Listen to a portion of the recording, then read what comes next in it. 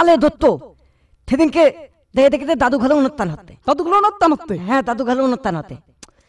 অনুষ্ঠান দেখে আমার পছন্দ হইল না তোমার না ইচ্ছাতে আমি উঠতে পারলাম তুমি উঠতে পারলি হ্যাঁ আমি উঠতে পারলাম এবার উঠতে কত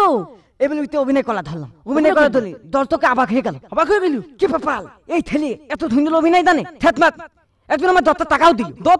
হ্যাঁ 10টা টাকাও দিল তোর বিত্তা থেকে গলিনি আলে দত্ত তো পয়লা কি টিটকা কেলাম হইল দুধ তুই কি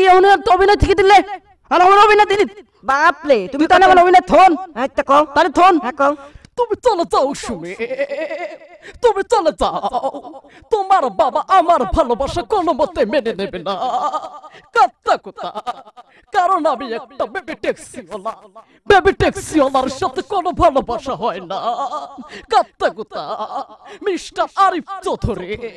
আপনি পড়ে গেছে আপনি উঠে পড়েন মিস্টার আরিফ চৌধুরী